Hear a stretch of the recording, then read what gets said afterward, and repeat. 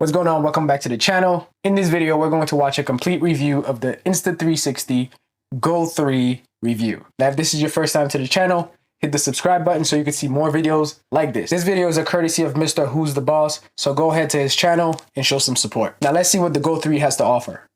The Insta360 Go 3 is the most insane example of how capable miniature tech has become. Every time this company releases a new version of this thing, I can't quite believe how much more they've crammed into it. So here are the top 10 things you need to know, starting with the unboxing, because it comes with everything. Every accessory that you could possibly need to make it work at its best is in the box. Would you believe it? The video quality is a really cool example of this progression. Like, this is the original Insta360 Go 1 from 2019, and its quality looks like this, which is, it's not cinema quality at 1080p, but it's excusable for the size. The Go 2 almost doubles that resolution to 1440p and uses a bigger sensor to let in much more light. I was impressed by this one when I tried it in 2021, but then you've got the Go 3, which shoots at 2.7K, which is even higher. And it's reached a point now where when I'm showing people, this is iPhone quality in the size of a nail clipper. And I guess the difference between that and a cell phone is how portable it is. I mean, your cell phone is less bulkier than a camera, but this is less bulkier than your cell phone. So I can see this thing being used for BTS that you could put behind the scenes of whatever project you're shooting.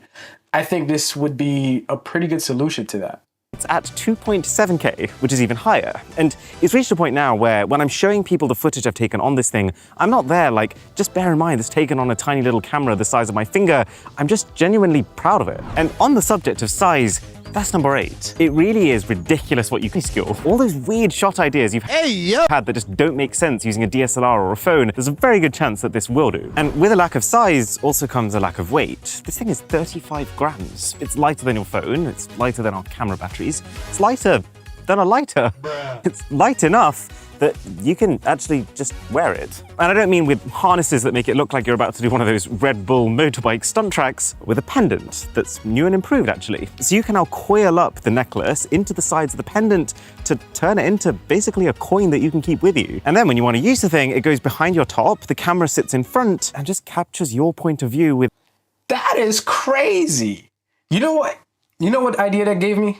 You know how Tilta POV system that you wrap around your head to get like this really cool action POV kind of like footage?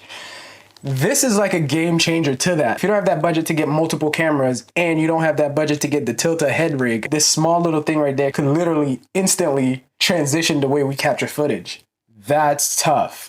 Without you needing to do anything. And then what makes that proposition even better than it's been in past years is the battery life. The original Go 1 could do about 16 minutes per charge, which sounds piddly, but it was actually okay because of the way that you use it. This was designed to just sit on your chest, be able to turn itself on periodically, record a 10-second snippet, and then put itself back to sleep. But then with the Go 2, this improved to 30 minutes, which was enough that for me, all concern that I previously had about it potentially running out within the day was over. And now with the Go 3, thanks to more efficient use of the internal space for a bigger battery, lasts 45 minutes of battery. 45 minutes is still not enough.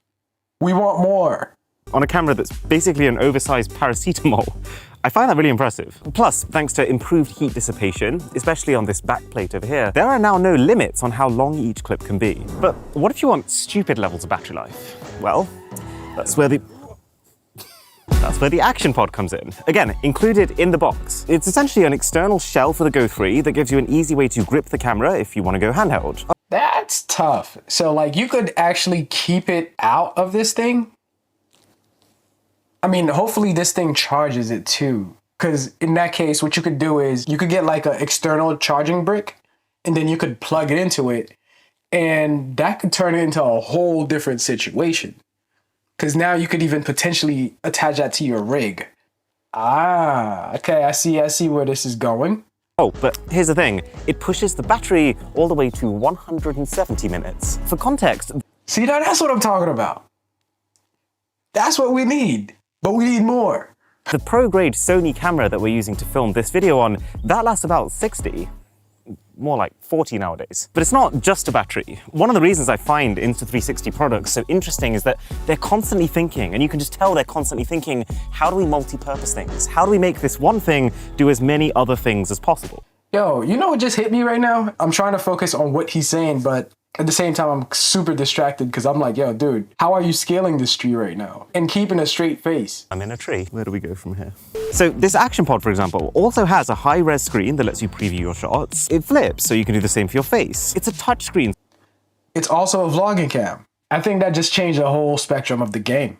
So you can use it to toggle settings and use presets and change your mode. It's got this magnetic quick release latching system for a tripod mount. Again, included in the box, but it's also, and this is the kicker, a Bluetooth remote for the camera. So when the camera's in it, the pins on the back physically connect to the action pod and it works as if it was all just one device. But then when you disconnect it, it just switches to a Bluetooth connection where you can still see what the camera sees, you can control the camera in the same way, and you can preview the shots you've taken to make sure you're happy with them. You could even stick the camera on your cat collar and just record what they get up to. Bro, like what? This is game changer. Like, how can you transfer this to be compatible with like an actual commercial shoot that, you know, you're getting paid for? Because imagine just attaching this to a client and then you get like a really nice POV handshake shot. That's different, man. Like, that is, if you have a cat who at least somewhat does what you want them to. Oh yeah, also, stabilization. See, when you have a camera mounted on your person and you're just going about your day, you'd be surprised how much shaking and shuffling happens. This camera just gets rid of it. With 3 distinct levels of flow state stabilization depending on the activity. It even has an option to horizon level so that even if you flip the entire thing upside down, it's... Yeah, that's crazy. Even DJI don't have that type of technology right now. Like, what the hell is this? Still records everything the right way up. And the Go 3 is durable. It's not like military grade or anything. I wouldn't drop it from a plane. Although, imagine the footage. But it's strong enough that I haven't had to worry about it. It actually comes with a lens guard attached by default, but also it's watertight, which means that A, you don't have to worry if it rains and it gets wet, but B, means that it's actually waterproof to 5 meters. No, I don't think I can drop it there. Not because the camera can't hack it, more because I can't. But yeah, while I don't exactly have a tropical sea nearby to me where I can test this, based on footage that the company has taken with this, it seems like a cracking camera for taking on like a snorkeling trip. Oh wait, this is actually a real life test of how powerful the magnet on the pendant is. Wow, that's how you know the floor's made of metal. But it's not just about video. The other half of the equation is the audio. See, both the Go 1 and the Go 2 have a microphone facing up, which is focused on picking up your voice. But this time round, there are 2 microphones. One facing up to listen to you, same as last time, but also one facing out. And this has a few perks. It means that A, if you wanted to better hear what's happening around you, this can now do that. It means that if you're filming from unusual angles, there'll always be at least one microphone that's picking up your voice directly. But then also... That is so thoughtful. I'm starting to think that these small little cameras are trying to compete with like professional grade cameras. So being able to hear both your voice and the environmental noise separately allows the camera to treat those audio tracks individually. So if you wanted to, let's say, reduce the amount of background noise around you, the camera can then use its understanding of what it picks up from the front mic to understand what part of the overall noise coming in is background noise. And so it can cut that out and focus just on the words that you're saying. I've always said that... So in other words, maybe this is a product that's focused towards like the type of people that's not camera savvy. Just give them something that they can just record with, kind of like their phone, but at the same time, they don't want that same bulkiness as the phone. And they want that light factor and that discrete factor. I think this is like a great product for that. Audio quality is 50% of the total video experience. So I'm really glad that they've got around to addressing this. Oh yeah, and there's now a secondary benefit to being able to hear yourself clearly. Voice control. So let's say you've propped it into a precarious position and you no longer want to touch it. All you need to do is to just say, start recording, and it will do it for you. This is steeper than I expected.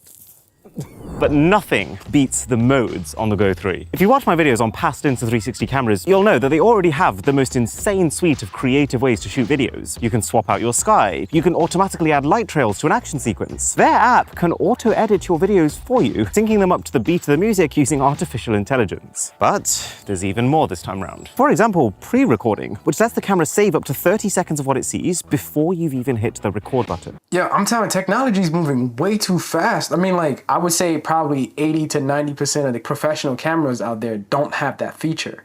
You've got looped recording, which continuously records, but then only saves the last few minutes at the point where you click stop, which is a really good way to just save storage space. And then timed capture, which if you want to capture a sunrise at a certain time, but you don't actually want to get up for it, this thing can turn itself on automatically at that time, capture for you, and then turn itself off again.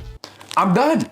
I'm done. You could program it like an alarm clock? I'll be honest with you, I'm kind of speechless from the technology that's in this thing. I actually didn't expect it to do nearly all this in a small little form factor camera that's the size of your finger or your thumb. There's a few ways I see that this can be used in the film industry. It's actually in a lane of its own, especially when it comes to BTS. That's one of, you know, the many things. But when it comes to like crash cam shots, overall, I think this is a really good product.